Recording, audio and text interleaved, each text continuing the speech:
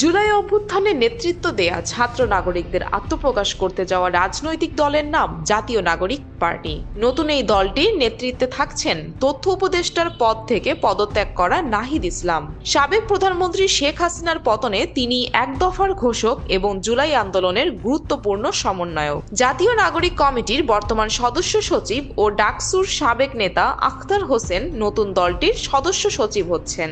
উল্লেখ্য, কার্যক্রম স্থগিত হওয়া গণতান্ত্রিক ছাত্র শক্তির সাবেক আহ্বায়ক ছিলেন আখতার হোসেন, আর এই ছাত্র সংগঠনটির মহাসচিব ছিলেন নাহিদ ইসলাম। জাতীয় নাগরিক পার্টির মুখ্য সংগঠক হিসেবে থাকছেন নাসিরউদ্দিন পাটোয়ারি। তিনি এখন জাতীয় নাগরিক কমিটির আহ্বায়ক। বৈষম্য বিরোধী ছাত্র আন্দোলনের সাবেক সমন্বয়ক হাসনাত আব্দুল্লাহকে এই দলটির দক্ষিণাঞ্চলের মুখ্য সংগঠক এবং সার্জিস আলমকে উত্তরাঞ্চলের মুখ্য সংগঠক করা হচ্ছে।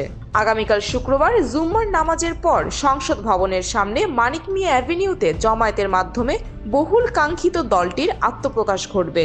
শুরুতে 151 সদস্যের আহ্বায়ক কমিটি হবে দলটিতে। এই কমিটিতে জাতীয় নাগরিক কমিটি ও বৈষম্য বিরোধী ছাত্র আন্দোলন থেকে অন্তত 110 জনের বেশি যুক্ত হচ্ছেন। এছাড়া থাকছেন কয়েকজন পেশাজীবীও। জান্নাত মিতু, খুলনা গেজেট।